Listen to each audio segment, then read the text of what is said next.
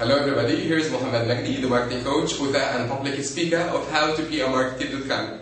In today's presentation, I'm explaining what are the barriers to planning and what are the 5 major components that can affect your marketing plan and its implementation in the real practice.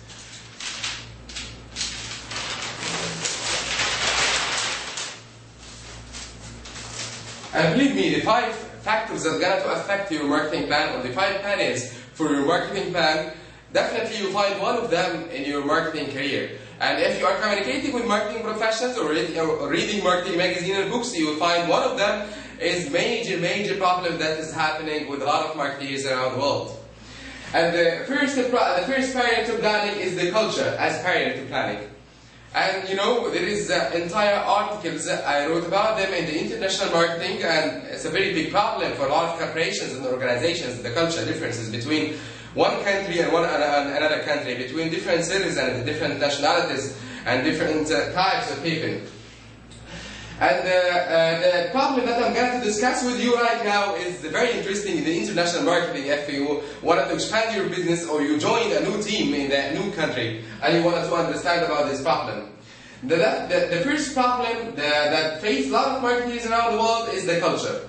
So there is a big conflict between the marketers, the big problem between the marketing strategies and its implementation in the real practice, which is the globalization or the standardization of marketing strategies versus the adaptation marketing strategy.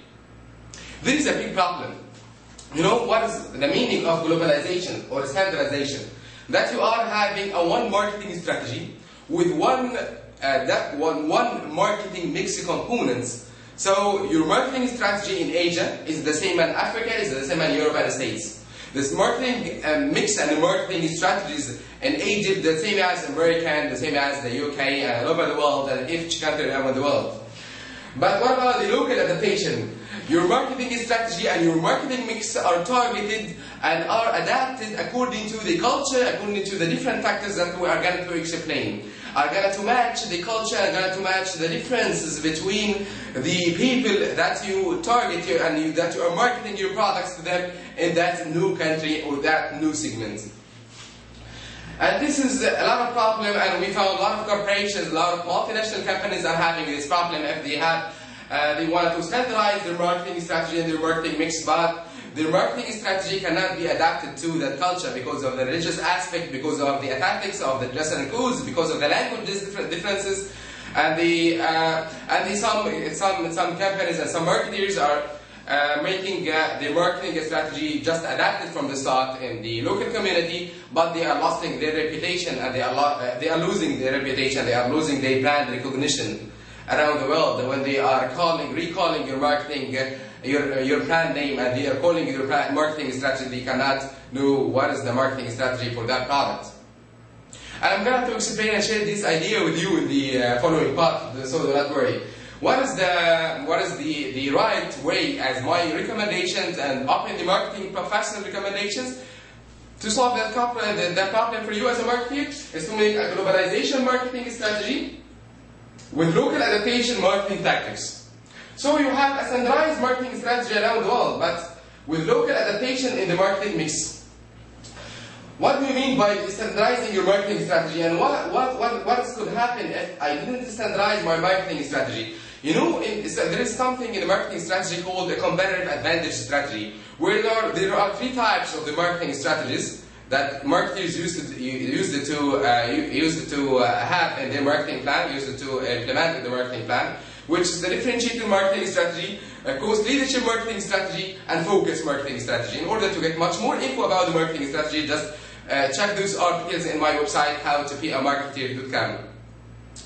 But maybe you ask me, what do you mean by globalization marketing strategy and how it's going to affect me if I didn't use that issue and just make a standardized marketing strategy that matches the culture and that matches the new country that I'm expanding my business to.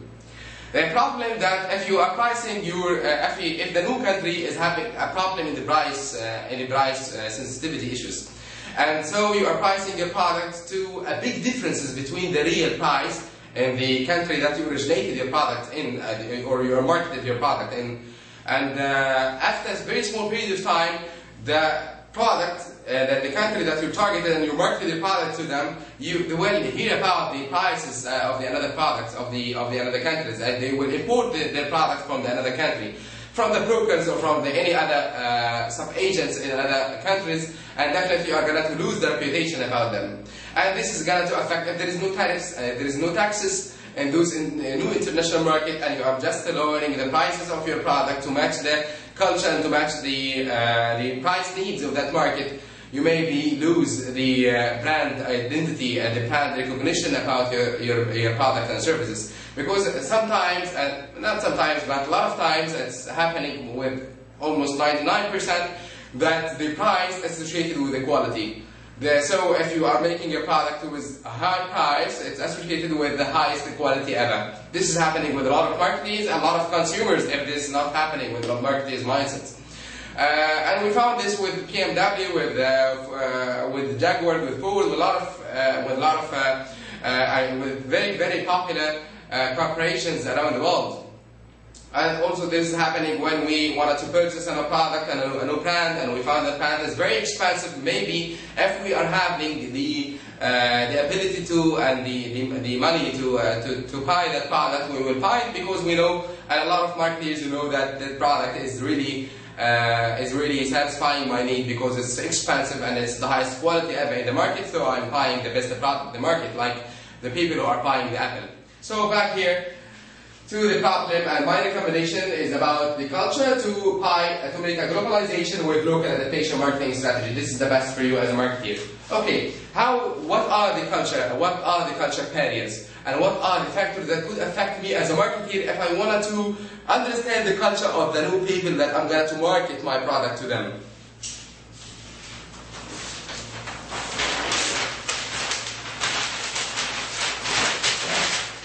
First one, the first factor here is the legend, the political views, and the different discrimination differences between people. I know that multinational corporations and a lot of professional marketeers and even non-marketeers know about this. Your product should not be relevant to any religious aspect, to any political views, or to any sexual differences between people, or discrimination issues between people. And this is going to affect your business. Definitely, it's going to make your business down if you are not considering about that problem. So let's forget about the first issue that a lot of marketers are really considering them. The second issue here about the language differences. I'm not saying here between the Arabic, English, Chinese, and different languages around the world. I'm saying here about the phonetics of words. There is a real example in the pharmaceutical market that we're experiencing before I'm working in the pharmaceutical industry. That there is a product called Araba. And that product, when they released that product in a new international market like Egypt, Araba means one of the habits of funerals. So it means that funerals in Egypt. So it's a very, very bad positioning terms in the Egyptian words. That is why the marketing changed that word, the brand identity, to Abara. And the phonetics of that name is not representing any of the existing market of that market in the Egyptian people, or the target segment that they are going to market their product them. So you should study your product languages differences around the world if you are planning to expand your product after 2, 3, or 5, or 10 years.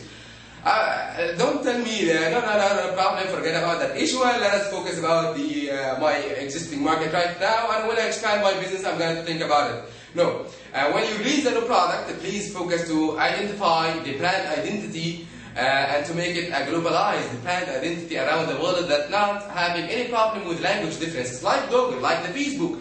They're not representing any phonetics around the world, and this is very good, and this is the right selection of the right product name or the service. So if you can globalize your brand name, go and do it. If it's not going to harm or it's not going to attack any language differences around the different countries, or the international marketing, or the international target segments, or the new market that you want to target your products to them. The number 2 is about the aesthetics. The aesthetics is very important. The aesthetics design, the aesthetics color are going to affect your brand identity when you are communicating your marketing messages and your marketing communication mix. Let us give you what is the marketing communication mix in order to clarify the terms of the marketing terms that I'm communicating with you through it. Marketing communication mix is about the interactive ways of communication between you and the other types, including the stakeholders, different types of stakeholders, specifically to your target segment or to your customers. I'm going to give you an example about the aesthetics. If you want to, for example, the flowers. In many countries around the world, the flowers are representing the romance and the happiness and the success and the achievements. But in France, the flowers representing are used to use the flowers in the funerals. So when you create a product and you associated your brand identity with the flowers and the brochures and your marketing materials are communicating about the flowers, and if your posters are having flowers, and when you're communicating those messages with normal target segment, with your target segment in France, you should consider that problem is gonna affect your business. That is going to affect your business and make your business down, because they are going to associate the pain, not the pleasure part. You know, our pain, our unconscious mind always associate the issues in our lives with pain and pleasure. So if your product is going to give them the pleasure, or the customer and the value, this will be great. If your product is going to give them the pain, this will be the worst experience ever of your product with your target segment.